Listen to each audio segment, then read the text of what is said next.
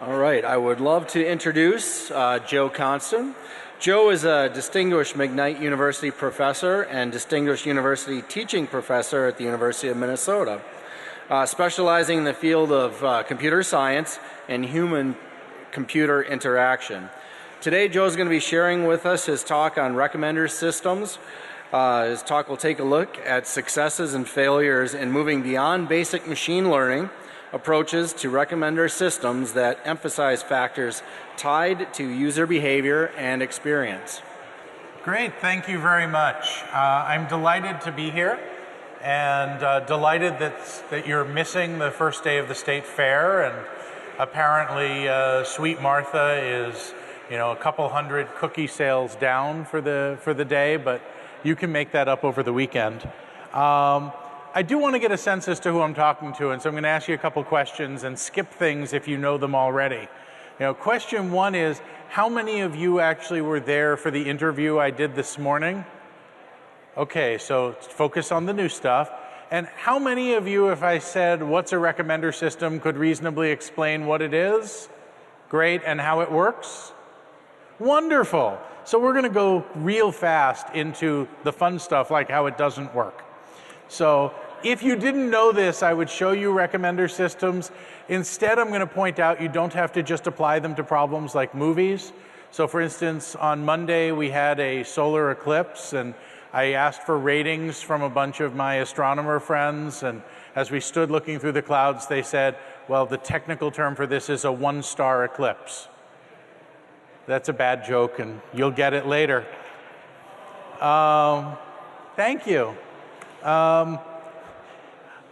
I would also probably take you through the idea that we can start by thinking about recommender systems as taking opinions from other people, but I'm going to skip through all of that and just jump to where things are today. And recommender systems have gotten a lot broader. A lot of what we think of as recommender systems are really defined by the interface. Is it making a suggestion of products to you from a set? Maybe is it making a prediction for which things you will like how much? And not so much by the underlying algorithm. So there are lots of very successful recommender systems that just use non-personalized summary statistics. Things like Yelp or TripAdvisor or Zagat or a whole bunch of others. Condé Nast Traveler Magazine's cruise ratings, which do interesting forms of aggregation over the whole population. But there's nothing about them that is personal. They just assume everyone's going to have the same experience, which we know in some domains actually works pretty well, and in a lot of domains works rather poorly, because once taste gets into it, things change. There's a whole bunch of work that's been done using these k-nearest neighbor algorithms. Use the opinions of people like you, or as we flip it around, the item-based recommender system, which for a while was the dominant algorithm used in our field, said use people to figure out which items are like each other, and then recommend to people based on the items that are like the things they've already consumed or liked. So that's just the multi-item, multi-basket extension of saying people who liked this also liked that, people who purchased this like that.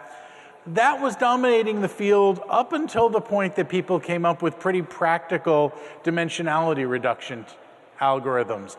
All of these are some version of approximating or doing matrix factorization. And they're basically all taking the same approach of saying, wait a minute, we don't really need to model relationship between people and products. That's over-specific. We need to break that down to the relationship between people and attributes, where we're going to define attributes extremely generally as stuff, and the relationship between products and attributes. And what the math geeks went out and did is said, we can discover attributes that are optimal in mathematical ways and only have this small, annoying property of being completely incomprehensible. But it works really well. And we did experiments on this more than a decade ago that found, oh, how many kinds of taste do you have in movies? somewhere between 11 and 18 dimensions of taste. There's a lot of movies, but there's really only 11 to 18 dimensions of what you can do with the movie. And then everyone says, what are the dimensions? And we say, we can't tell you. Not that we'd have to shoot you, we just don't know. The math says there are 11 to 18 dimensions, and when we try to understand them, they're not real helpful.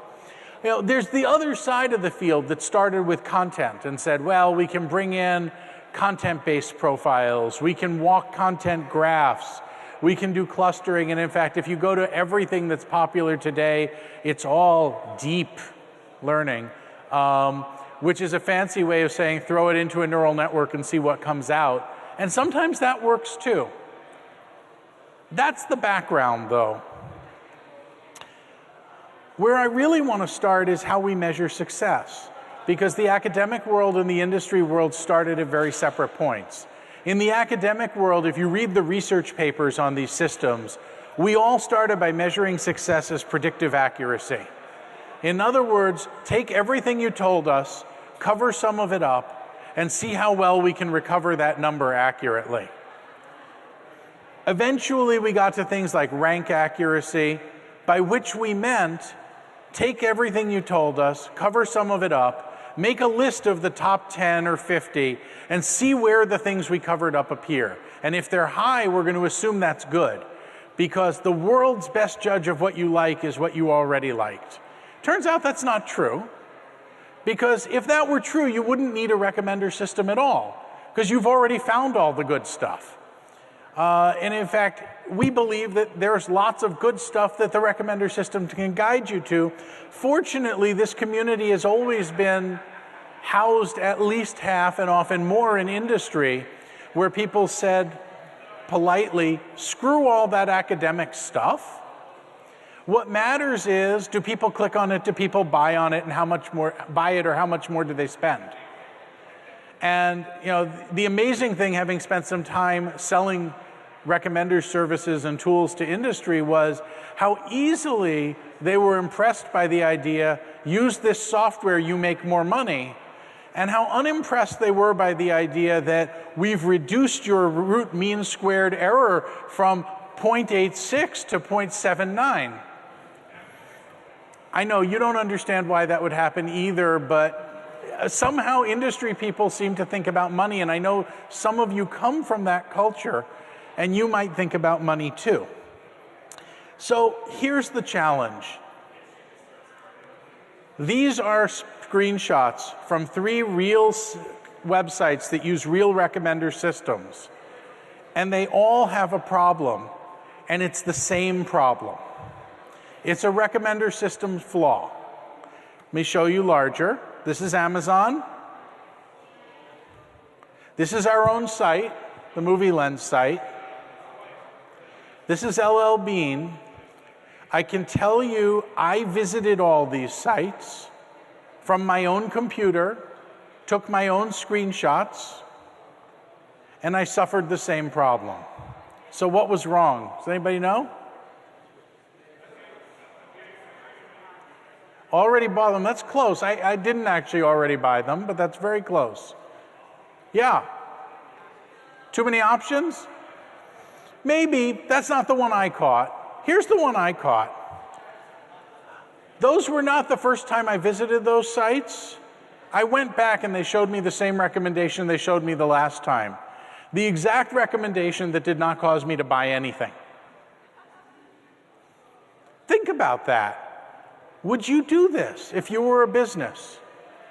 You know, if you ran a restaurant and somebody said, hey, what's good? And you gave them something, they said, I don't like that. And they came in the next day and you recognized them and they said, hey, what's good? Would you say the same thing? No, the computers are dumb. So my question is, what measurement would have shown this problem? Turns out these are the right things by whatever error metric or anything else. When you don't measure something, it's really hard to fix it. And so what I'm going to talk about today is a broad challenge. How do we translate user experience into something quantitative? I mean, I should really start by thanking Dave for setting this all up with hey, we care about the product, the product experience, the customer, because what I'm going to say here is, how do we translate user experience into something quantitative so we can hire fleets of machine learning geeks who can do the right thing with their magic and actually do things right? And there's lots of ways to do this. There are extremes and a lot of middle ground. There is the theoryless experimentation that just says, what we'll do is massive A/B testing. This is the sort of thing you might hear from somebody like Ronnie Kohavi at Microsoft, who had done this work first at Blue Martini and Amazon and now at Microsoft, of saying, look, not purely theoryless, but basically just try a whole lot of the options and see what works and just keep experimenting and do the right stuff. Or you can do this theory-driven or even theory-building by saying, go get yourself a couple of people who know something about how people work, psychologists, marketing experts, whatever they are, and come up with some hypotheses about how people might behave under different circumstances, and then build tests of different metrics. And I'm going to give you a couple of examples of work we've done in this space. So the rest of this is examples, some lessons, hopefully a little time for questions and discussions. So some of these are old, some of these are rather new. I'm going to focus a little more attention on the old ones because you heard more about the new one this morning, but I won't skip it because some of you didn't hear about it this morning. So some of you may remember in the book of recommenders, when Moses came down from the mountain and said, 10 items shall ye rate before ye shall be holy and worthy of receiving recommendations. This was gospel to those of us in the research recommenders community in the early 90s. You can't have a recommender system unless you force people to rate stuff, because we need ground truth. We need data. And industry looked at us like we were mad. What do you mean? You can't use our site unless you do work first? We know how many people leave just because we ask them to set up an account, so we don't do that anymore. We know how many people leave if we ask them a one-question survey. You guys are crazy. And of course, as researchers, we were really sad because industry went off on their own and said, we'll use implicit data and clicks, and we didn't have any ground truth to do our sacred measurements by. But we weren't just sad, we were also creative. And the stream of this work took almost 20 years, but it moved forward. I mean, it started by moving forward with some studies that looked at, well, if we're going to get you started, can we make it a better experience to rate things? What do we ask you about if you're coming new? You know, this is something that's true in many fields. If you're a librarian and somebody says, I need to hear about a book, can you find me a book? There's a set of questions you ask about, well, what books have you liked? What are you looking to do with this book? And when you come back and say, it needs to be about 3 inches thick so it can hold my monitor up, they do different things than if you say, I was hoping to learn about the Civil War. Those are different purposes. It turned out with a bunch of studies, we looked at the question of, what do we ask you about? Should we ask you about the movies we know you've seen? Should we ask you about things that are popular? Should we ask you about those few but important movies where people are divided as to whether they like them or not? You know, Rocky Horror or Dude, Where's My Car, or my personal favorite, Beaches, because Beaches was at one time the most divisive movie in our movie lens system, because it was the movie that half the people who saw were dragged to. I won't say what we call those people, but there are pronouns for them. And some of them didn't like it, and then they told us about that. Because most movies, if you don't like it, you don't go see it. But date films have that really special characteristic. We did this. We actually tried it on people. And we found out that if you ask people about popular stuff, you get a lot of data, but there's not a lot of information in that data. And if you ask them about things that are highly divisive, you burn them out because there's not much they've seen, and you end up with unpopular items and very little data, even though each piece of data has a lot of information. But balancing works really well. What if we just ask you a few things you've seen and predict the others? Turns out that works really well at predicting what you've seen, and really badly at building a profile because you go down a rabbit hole. Oh, you tell me you saw Star Wars. I start asking you about the other Star Wars films. Then I start asking you about related science fiction and fantasy. And by the end, I've got lots of data on you that paints a really slanted picture that we'd never know you liked romantic comedy and documentaries because I forgot to ask, because they weren't the things I could predict easily. So that didn't work. We also tried the other thing of saying, what if we just tell people, tell us about some movies you've liked and not liked? And we learned something really interesting. Actually, two things interesting.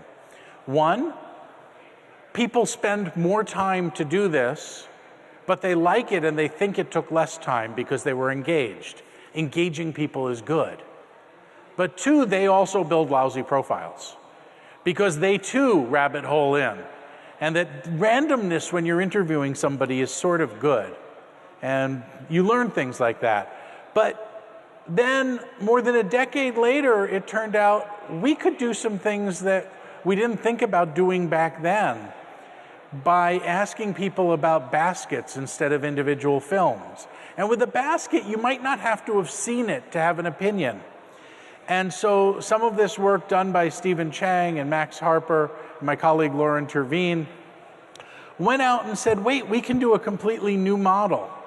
We can learn to cluster movies that are similar, but more important, different from the other clusters and individually popular enough to represent their type.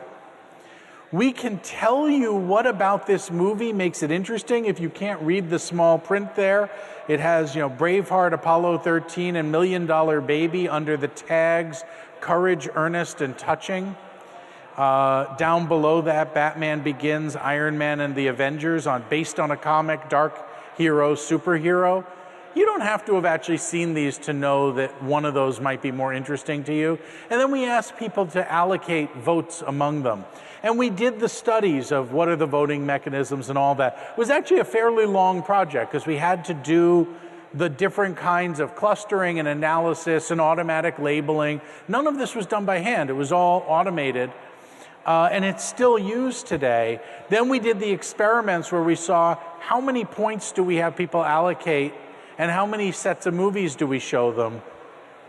And in the end, it turned out that about 6 clusters and about 3 points worked pretty well. But we measured time on all of these, and what's really notable is that they all took a lot less time than getting people to rate 15 movies. So it worked pretty well. Let me give you a very different example. If you've read Eli Pariser's book, The Filter Bubble, or at least heard some blog commentary about the book by somebody who might have read it, you might have had the same worry that many of us in the field had, that these recommender systems are destroying society.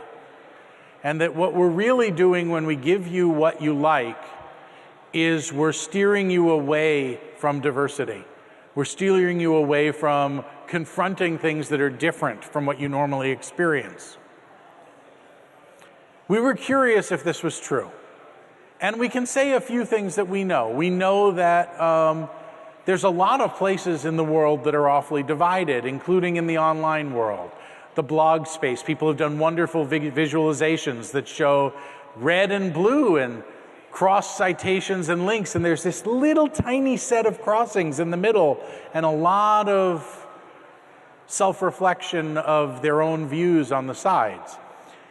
Now, I wish we could have tested this with politics and news. We don't control any of that. But we were able to test it with the almost as socially important domain of movies.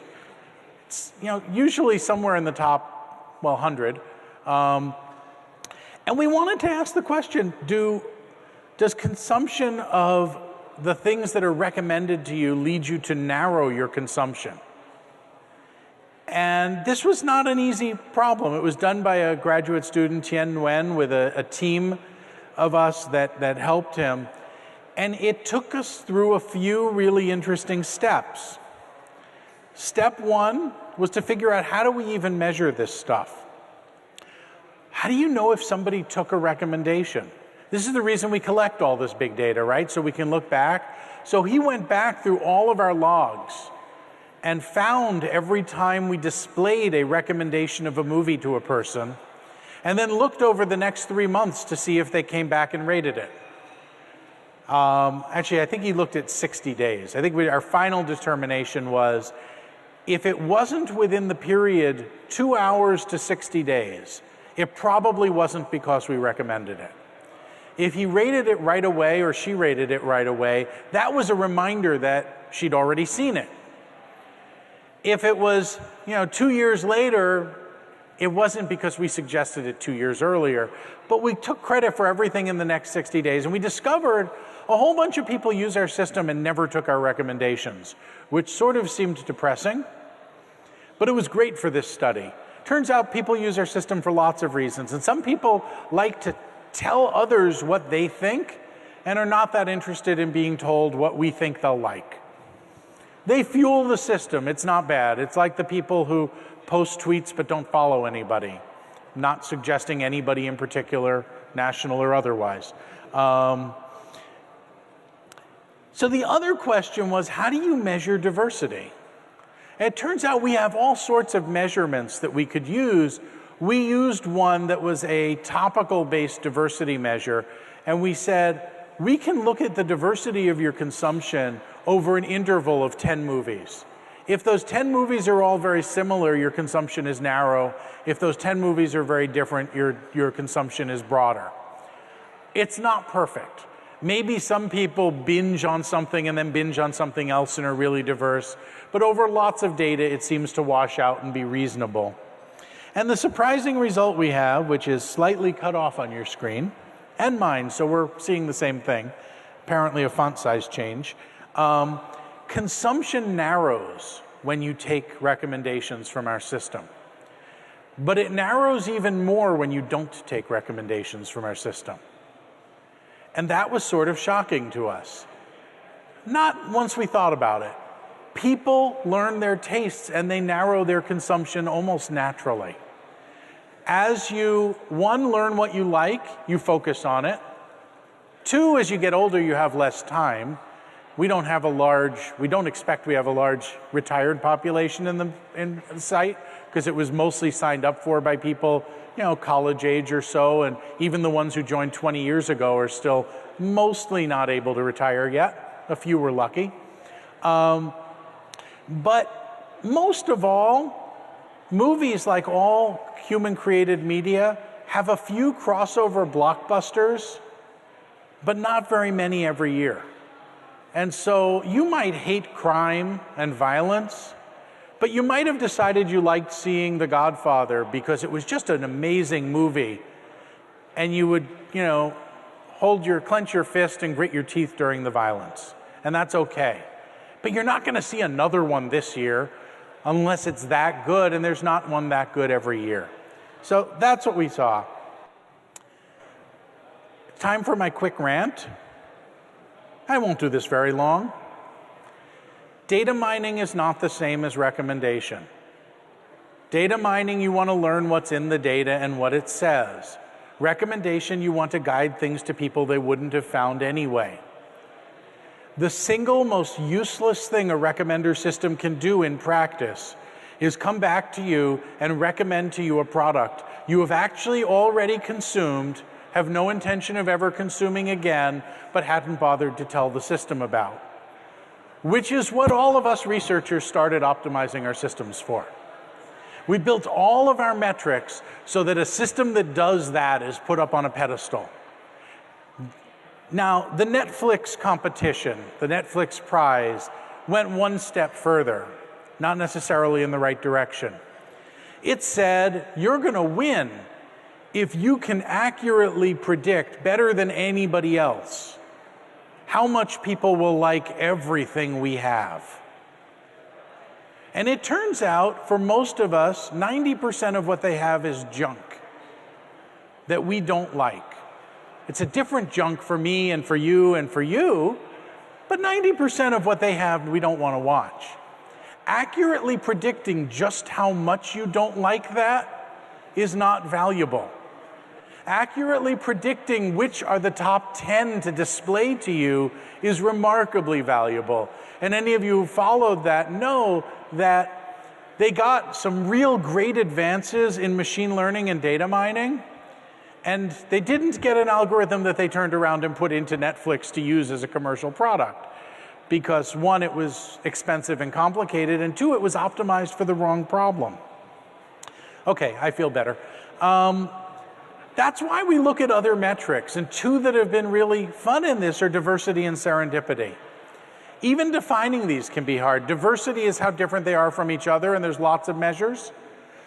Serendipity, how unexpected is the recommendation among the things that might be positive or delightful. Lots of people have done work in this area. What we've learned is that people like things that they know are worse. What? Well, I'm going to use the specific example of Kai Ziegler's work, where he took lists of product recommendations. He was motivated by going to Amazon and finding out that whenever they recommended something to him, they recommended roughly 10 books by Tolkien. You'd say, wait, I don't know Tolkien had 10 books. Well, if you count The Hobbit and The Two Towers and The Return of the King and The Silmarillion and The Fellowship of the Ring and the 3-volume set and the 4-volume set and the hardcover of the 3, he has lots of books by that measure. And his view was, it would be nice to see one of those, but what about my interest in travel or food or something else? Why can't I have more diverse recommendations? So he built an experiment around diverse recommendations. And he asked people for each item on the recommended list for quality, how good is this as a recommendation? How likely are you to enjoy it? Also for the list as a whole. And what he found was the recommendations were worse and the list was better. Oh, come on, we all know this, right? If you went into a restaurant, go to one of the fancy downtown steakhouses and say, I'm going to eat here, I'm going to pick my food from the list of your 10 best items. And the 10 best items are all steaks. You're going to have a much less enjoyable meal than if they put 2 steaks and a couple of salads and maybe a little seafood and some dessert. You could make a nice meal out of that. If you're not in the mood for steak, that list was useless. And even if you are, you're only going to consume 1 steak. Well, some of us 2, but 1 steak, mostly. Diversity helps you make decisions. When you give people 10 things that are mostly the same, you're mostly overwhelming their choice. There's other studies in this. There's some recent work that shows that people seek novelty at different times differently. This was in music listening. That there are times when people are in the mood for things they haven't heard before. There are times when people are in the mood to hear the things they listen to all the time. There are times when that's in between. And so we've started giving user greater control because there is no perfect algorithm. But we have to do that anchored in an understanding of how they see different algorithms. So we go back and we go give people algorithms and we survey them about all sorts of attributes. How fresh does this seem? How novel does it seem? How confident are you in it? In the hopes that we can find the right measure that might be optimizable. So with that, I'm going to take you to the last part of this. This notion that I talked about for those of you who are here this morning of rethinking top N. The idea that maybe that the right thing to do is not show people the 10 best items we have to offer them, but to do something different. And what that something different is sort of key to all of this. So Chen Zhao and a team of us came up with 2 ideas. One was his idea that we should always start at the top of the list. Maybe that's wrong. Maybe if you've seen the stuff at the top of the list, it shouldn't be at the top of the list anymore. The other was my idea that maybe we shouldn't go in order and that things shouldn't get progressively worse from top to bottom. So you can actually see this. Remember, if you came to our site the first time you came, nothing changed. Nothing changed. Now that might be really good. It would induce you to finally go see this movie and rate it so you could get it off the screen. That's not really a good system or user experience. Why do you keep recommending French onion soup? Because it's the best, but you recommend it every time. You're boring. The flip side of that is you come to our site and you get a bunch of great recommendations. These are from his list, not mine. For some reason, I must be grumpier, but I never get anything predicted as 5 stars. I'm lucky if I get 4.5, and I inherited it honestly. My grandfather's highest compliment for something was, "That's not bad." And so we always scale things because we know that. There are people whose 3 is below somebody else's 4.5 because not bad's a really high compliment. But that first page looks pretty good, and it's getting worse and worse. And it's sort of like if you went to a concert or a show and all the greatest hits came at the beginning, and then there were the ones that were the B-side, and then there were the ones that they didn't even bother putting on the B-side. I'm sorry, for the young people here, the B-side is the part of the 45 RPM single where they put the song that you were going to get for free because you paid for the other side. But that's where the expression came from, and now you can use it with impunity. And by the end, you were just saying, why am I here? Everybody else has left. These are all the songs nobody ever liked. It wouldn't be a good concert. Any performer knows, save a few of your hits for the end. Sprinkle them throughout. So we did this with 2 concepts. Cycling was the idea, demote things that have been seen too recently or too often. And serpentining was the idea, spread out the good items. I can show that visually. If we started with movies 1 through 4, sort of in order of predicted score, but we've shown you 1 and 2 already 3 times, 3 and 4 would slip up to the top. It's not really 2 at a time, but they fit on the screen better this way. Similarly, if page 1 had normally been your top 4 movies and page 2 was your next 4, we could interleave these so that there's better movies on the second page. We actually did this across a dozen pages to do this study so that the 12th best movie would still be on page 12, but that meant there were a few good things to look at every page as you went. The results are a little complex, and they're not uniformly interpretable. There were few things that we learned really clearly. One was when you mixed both of these together, people just got confused. And it didn't work. It didn't make anything better. So we only looked at one or the other. We looked at cycling 2 different ways. Because cycling involved moving something away if you'd seen it too often, we weren't sure if we should do that within the same session or only when you came back. So we tried it both ways. And we serpentined. The only one I'm going to show you here is without cycling. And we did find that some users hate this. If we offer it, it's going to be an option you can turn off. But the people who stayed around engaged with the content much more than the people who got this as a normal top-end list. Not just that they saw more pages, because you could argue that seeing more pages is, I couldn't find anything. They clicked more movies they were interested in, that they clicked on it to get details, that they wish listed it, that they did other things to say, hey, this is something I like. And in one condition even, the number of movies they clicked on per page went up. It wasn't just that they went deeper, they also found more that was interesting on every page on average. On the other hand, when we surveyed them, everybody agreed the recommendations were worse. Sort of. They were worse for accuracy. They were more unfamiliar. In some cases more confusing and even less useful, but they were more fresh. Is freshness good? I don't know. In some domains it's not. I'm not sure freshness is what I want when I go to a search engine. Because I use a search engine because I can't remember URLs and I can't be bothered to bookmark, right?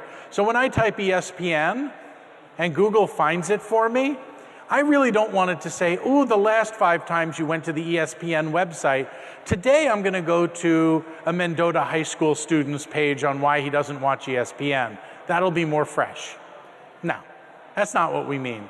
But the freshness of being something when you're browsing, that first page of recommendations Freshness might be what causes me to come back more often, and once I'm back, to shop more often. That might explain why some stores change the products in the window and on the tables in front a bit often, like bookstores, of which a few still exist, often do. So this gets me to why I love and hate data mining and machine learning. The hate is easy. Data mining and machine learning get all the publicity and the money. No, I'm not supposed to talk about that. No, they too often solve the wrong problem really efficiently and at scale. And the problem with solving the wrong problem efficiently and at scale is most people think you're done. But it was the wrong problem, which means we have the wrong solution. Now, they do this because all these techniques are immensely powerful, so they do what's easy to do. Sort of, you have a big power tool. If I give you something that can break up sidewalks and streets and whatever, it's not that precise in what it breaks up. And it's the wrong thing to use if you're trying to crack open a walnut. But often our problem in recommender systems is to crack open the walnut, and we're not real happy if the walnut's sitting there and the sidewalk is gone. And the easier it is to solve the wrong problem, the more we do it, because it's done. So what I love is, this is a picture of my colleague, George. George Carapace is a world-class parallel computing data miner / recommender systems person who, to be frank, can run rings around me in code and math, but doesn't have any idea how to run a study of people. And what's great about George is that if I go out and run this study and say, we should have a recommender that's constrained so that it always achieves a level of diversity of at least this, he will turn around and say, oh, so you want the optimization to be subject to this, and the next day I'm going to see this matrix and this algorithm, and he'll say, how's that work? And I get to try it out, and he may try it out. And when you have somebody who's willing to work with new metrics and new objectives and solve the problem that actually addresses the customer's need and the business's need, you can do amazing, powerful things that I could never do without the power of bringing in somebody who has some idea why we want to use tensor factorization approximations. And I know it took me a long time to realize that tensor had an O and didn't have to do with maybe you should take aspirin.